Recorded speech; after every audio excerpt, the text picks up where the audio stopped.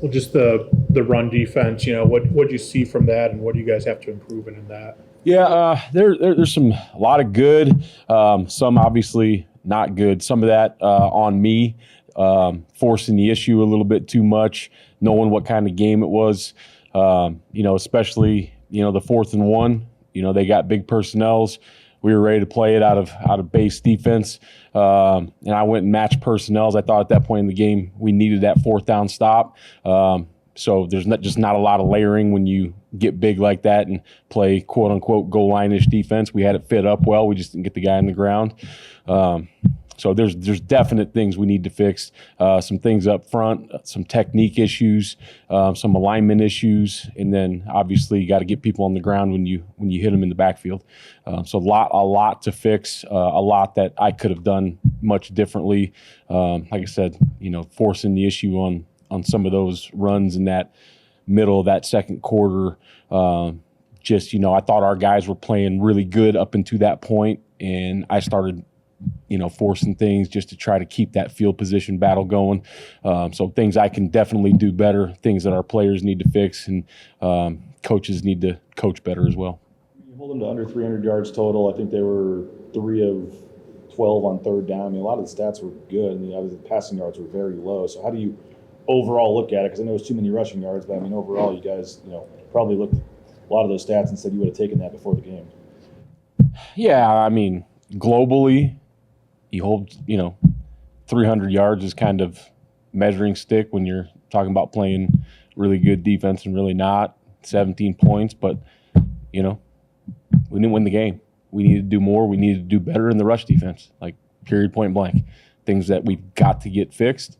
They came out and wanted to throw the ball early, didn't have a lot of success, and that had kind of been their MO. And, to be quite honest with you, they have had a lot of explosive shot plays throughout the year. So that was one thing we were worried about coming in, and it didn't come to fruition. But I don't know how I look at that to answer your question, BJ. We didn't win the game. We didn't do enough for our team to win the game. What do you see from Amarian over the last 6 weeks? We just learned he's had been playing with an injury, and just how big of a loss is that for the defense? Yeah, I mean, it's going to be a loss. Amarian's played really well this year, but I feel really good about the guys that have been behind him. Demetrius Freeney, Sherrod, some of those younger guys. I feel really good about them, and he's going to continue to tutor those guys. Amarian is a great presence in practice. He's got, and I know for all the things that negatively that people have seen during the game, there's a ton of positive people I've seen too, but some of the personal fouls and those kind of things, that's not who Amarian is in practice. In a practice, he's very positive. He's got a lot of great juice. He helps those young guys, so he's going to continue to do that. And, obviously you never want to bring up an injury that a kid's dealing with, so that's public knowledge, especially when he's going to play through it. But proud of him the way, there's a lot of people that wanted to shut that down as soon as he got hurt, and he wanted to continue to play through as long as he could. So proud of him for that. But I know he's going to help get those young guys ready, and so I'm confident in those young guys that'll get in there. Do you know Amarian's eligibility status right now? I think he's a 5th year. If you want me to be real honest, I'm like the wrong guy to ask on all the eligibility stuff. So I don't, but I'm sure that'll be brought up in a staff meeting here in the very near future. Getting enough from that you need to from your linebackers right now? No, we're not getting enough from anyone on the defense right now. So the answer is no, that we need more from the front, the linebackers, the DBs. It's not just one group, and everything goes hand in hand. So everybody needs to play a little better. Everybody needs to be a little bit more assignment sound. Everyone needs to tackle better. So I don't think it's one group or another. They all go hand in hand. If the D-line gets out of a gap, then the linebacker screwed up. And if the linebacker screwed up, then the DB screwed up. So we need to just get things fixed globally, and then every position group will play better, including the linebackers. What challenges is it when you're facing an offense that can play 2 different quarterbacks? Yeah, well, they're probably going to. I mean, it looks kind of like they're their MO. Are you talking about Colorado? Yeah.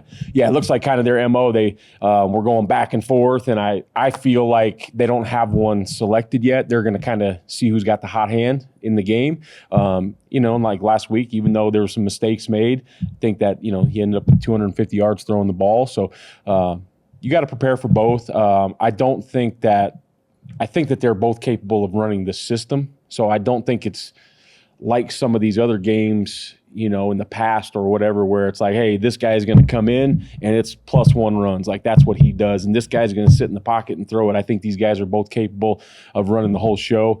I just think they've done a really good job here in the last couple of weeks of using some different personnel, some different players, putting them in different roles. And it's as we're watching it going through right now, it's going to be challenging to locate certain players in every formation. Does Jeremiah Irby say move to field corner? Do you consider maybe Mickey outside of nickel, moving him to the traditional corner, and maybe someone else at nickel? Any of those? Yeah, those are questions we talked about this morning early when we found out Amarian was probably going to be out for this game for sure. And then, so my response to you and our staff was, let's put our plan together first, and then let's talk about who needs to be where, so we can kind of see, like, is this going to be a ton of man? Is this going to be a ton of zone? What are we going to do before we start moving those pieces around? Because I think I told you guys last year, one mistake in that San Jose game that I made was I moved Amarian into the slot without really evaluating what the game plan was going to do. And some of those things I asked him to do wasn't his forte. So I just want to get that game plan solidified, and then we'll talk about who needs to move where. But those are on the table. It was a physical game, late game. You guys get home sometime after 6 a.m. What's the challenge of this turnaround, Erik?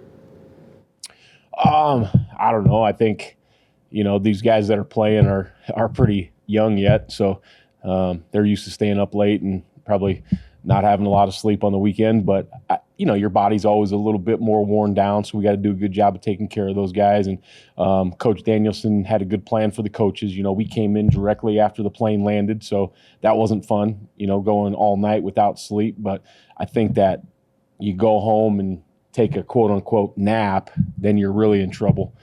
So we came in and got that game broke down, got a lot of our work done, and then we were able to go home a little earlier so we could get fully rested for today.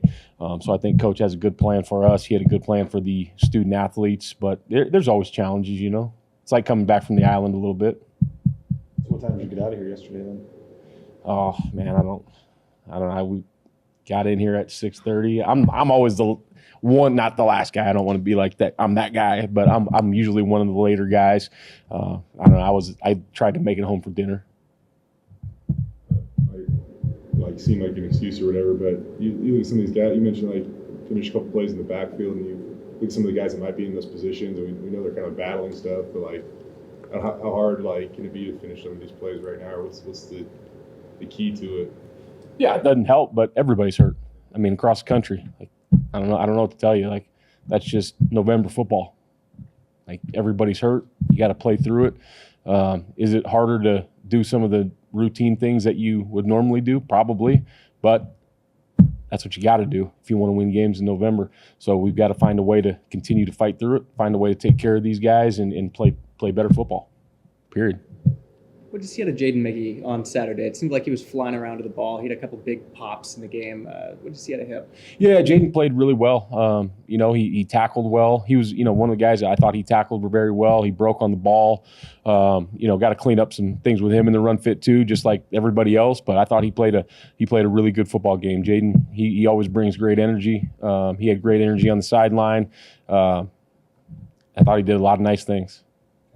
Obviously gone as well as people thought, but just for the seniors on defense, what can you say just about them as a whole and how they continue to battle and lead this group? Yeah, I think the seniors, it's a special group, man. I'm proud of these guys. Like you said, it has not gone the way that any of them probably thought, definitely didn't want. But I love these kids, especially those seniors that have, those guys have all kind of been here other than a couple transfers. Those guys were all here when, we had the ups and downs a couple years ago, and they were here through really good, and they here through a season where it didn't go quite like they wanted it to, and they've never quit fighting. They've never been negative in any way. They've always tried to help these young guys, and they're just guys I like to be around off the field. Like, they're good football players, all those kind of things. That is what it is. If they weren't, they wouldn't be here. They wouldn't be starting for Boise State. But I like being around these guys off the field. So they're guys that I want my kids to be around. I want my wife to be around. So it's a special, special group, and it's going to be hard to watch these guys go. But at some point, football ends for all of us at some point. With that said, I mean, kind of a common sense answer, but based on how the last home game went, I mean, just how badly do you want those seniors to kind of have a better feeling this week on the way out? Oh, man, I want it really bad for those guys, which is, you never know what happens. There's a couple hard weeks left in this conference, so anything can happen. But this might be their last game on the blue, and I want nothing more for them to have a very, very positive outing and to walk off that thing with a win. And want it for the Boise State nation too, for all the fans that have paid money to watch us play, for all the ones that cheer for us at home. I want those wins for all those people because we need that to finish this season strong at home. Just how do you feel like he played last game, and just kind of the effort he puts forth? How much he's still a young guy. How much do you feel like he's kind of playing his way into being like the fabric or part of the fabric of the culture of this thing moving forward? Yeah, Bowen played well last week. One, probably a mistake that I made, which didn't allow him to probably play as fast in some points as he wanted to, was he was playing Mike, he was playing Will, and I put him in at Sam Backer in base defense when they got big on that one drive. So he had a lot of stuff going on, and probably too much for any person to play 3 different positions. So I wish I wouldn't have done that to him, found somebody else to maybe play that Sam in the base so he could play a little faster at will, and that probably would have helped him, but he still played really well. About that Mike spot, what does he bring when you put him there? He's physical and he's twitchy. He's just got a lot of it's like anytime you bring somebody down from the 3rd level into the 2nd level, there's a lot of twitch that sometimes guys don't have that have played at the 2nd level their whole life because they're not used to that space. So if he has to walk out of the box, he's good. If he has to cover a back, it's really good. And then he's physical enough to go in there and play power and play zone schemes and those kind of things. So I think he's got a great combination of kind of, what the modern day linebacker has become. It's not the 6'3", 250-pound neck roll anymore. I think he's kind of more in that mold of that modern day linebacker. You're 5th in America in passing yards allowed per game. Demario Warren, I got to work with this guy a few years. What have you noticed about this year, the coaching job he's done with your corners? Yeah, to be real honest, he has stayed consistent. Demo is who he is. He does a really good job teaching those guys. I know last year there's a lot of discussion, and there's a lot of reasons for that, right? But he's done a great job with those guys. Those guys love him. They play really hard. They're doing them. I think he's done a really good job this year of emphasizing the finish on every single play, every single rep, whether it's indie, team, scout team period, whatever. But he's done a really good job emphasizing that finish, and I think he's done a really good job of making the techniques really sound but really simple for those guys so they can go out and execute and play fast. Last one. Or not. Thanks, Coach. All right, guys. Thank you.